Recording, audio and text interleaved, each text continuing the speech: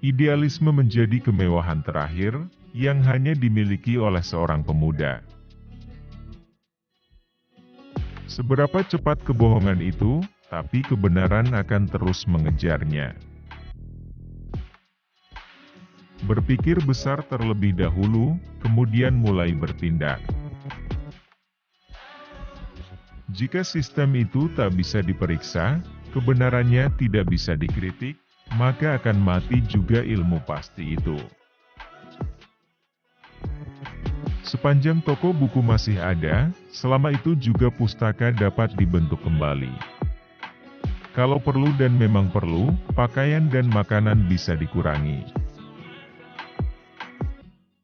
Kelahiran suatu pemikiran sering disamakan sebagai kelahiran seorang anak. Ia didahului dengan penderitaan-penderitaan pembawaan kelahirannya. Siapa yang tidak bekerja, maka ia tidak akan makan. Sebaik-baiknya pertahanan adalah yang dilakukan dengan menyerang. Marxisme itu bukan suatu dogma, hafalan. Akan tetapi, sesuatu pedoman untuk bertindak. Pendidikan bertujuan untuk mempertajam kecerdasan, memperkukuh kemauan, dan memperhalus perasaan. Kebaikan untuk masyarakat itu tergantung kepada watak masyarakat dan didikan masing-masing setiap orang. Sebelum bangsa Indonesia mengerti dan mempergunakan segala kepandaian dan pengetahuan ala Barat, belum ia tamat dari sekolah Barat. Seorang akan mengeluarkan tenaga yang sama, guna mendapatkan hasil yang sama juga. Kemauan dan keinginan rakyat itu sama dengan kemauan Tuhan. Siapa yang kuat di bidang perindustrian, menjadi pihak yang akan menang. Revolusi muncul dengan sendirinya sebagai hasil dari berbagai keadaan yang terjadi. Revolusi menjadi hal yang disebabkan oleh pergaulan hidup. 1.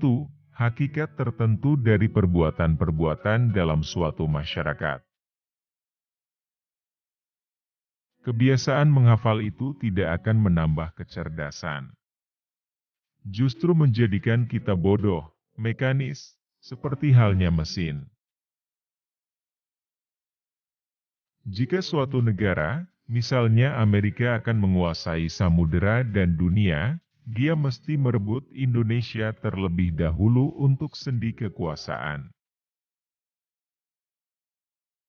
Murid yang cerdik juga insyaf, bahwa jika dia sudah tahu satu cara, satu kunci buat menyelesaikan satu golongan persoalan, maka tidaklah ia menghafal berpuluh-puluh persoalan atau jawabannya puluhan itu, tetapi dia pegang cara atau kuncinya tadi saja. Benda itu merupakan satu rantai, satu karma yang merantai hidup kita, hidup yang sengsara ini. Lapar bukan berarti kenyang untuk si miskin. Si lapar yang kurus kering tak akan bisa kita kenyangkan dengan kata kenyang saja, meskipun kita ulangi 1001 kali. Tidak ada sesuatu program revolusioner yang berarti jika tak ada pergerakan dengan revolusioner.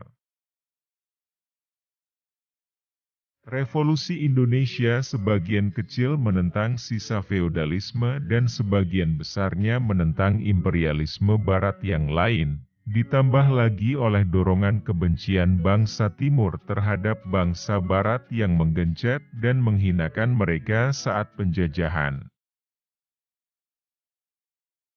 Pada pukulan terakhir yang menentukan, kita hanya bisa mendapat kemenangan jika kita juga mengambil inisiatif bertahan agar supaya pukulan terakhir yang menentukan itu bisa mewujudkan tujuan kita. Tetapi jika Madilog masih kekurangan bentuk, saya pikir Madilog tidak kekurangan sifat. Pertukaran bentuk demi bentuk negara didorong karena perubahan ekonomi. Jika kelak nanti kapital asing akan terus merajalela di Indonesia, seperti sebelum tahun 1942, maka politik imperialisme juga yang akan merajalela di Indonesia di kemudian hari. Bila kaum muda yang telah belajar di sekolah dan menganggap dirinya terlalu tinggi dan pintar untuk melebur dengan masyarakat yang bekerja dengan cangkul dan hanya memiliki cita-cita yang sederhana, maka lebih baik pendidikan itu tidak diberikan. Belajarlah dari Barat, tapi jangan jadi peniru Barat. Melainkan jadilah murid dari Timur yang cerdas. Dari terbentur, terbentur, terbentur. Kemudian terbentuk. Partai mesti berhubungan rapat dengan massa, terutama dalam saat yang penting, dengan segala golongan rakyat dari seluruh kepulauan di Indonesia. Dengan tidak berhubungan seperti itu, tak akan ada pemimpin yang revolusioner. Di dalam masa revolusi tercapainya puncak kekuatan moral, terjadinya kecerdasan pikiran dan memperoleh segenap kemampuan untuk pendirian masyarakat yang baru. Pengupasan yang cocok betul atas masyarakat Indonesia menjadi syarat, terutama untuk mendapat perkakas revolusi, dan itu pula lah yang menjadi syarat pertama yang mendatangkan kemenangan revolusi kita. Para ahli filsafat sudah memberi bermacam-macam pemandangan tentang dunia ini. Yang perlu lagi adalah mengubah dunia ini. Bahwa para pekerjalah yang menduduki lantai ekonomi perekonomian Indonesia. Selama orang percaya bahwa kemerdekaan bisa tercapai dengan jalan put atau anarkisme, hanyalah impian seorang yang sedang demam. Jika kita mau mengumpulkan dan memusatkan tenaga-tenaga revolusioner di Indonesia dengan jalan masa aksi yang tersusun untuk memantapkan kemerdekaan nasional, tentulah kita mesti mempunyai satu partai yang revolusioner. Jika pemerintah Indonesia kembali dipegang oleh kaki tangan seorang kapitalis asing, walaupun bangsa Indonesia itu sendiri, dan 100% perusahaan modern berada di tangan kapitalis asing, seperti di zaman Hindia Belanda,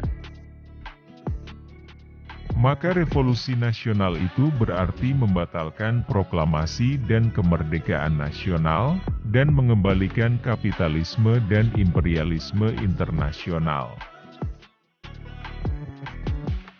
Dalam soal revolusi nasional, apakah bangsa yang terjajah yang berjuang untuk membela kemerdekaan itu, sesungguhnya menjadi bangsa yang merdeka dalam segala lapangan hidupnya terhadap bangsa lain, atau kembali dijajah dengan cara lama atau cara baru?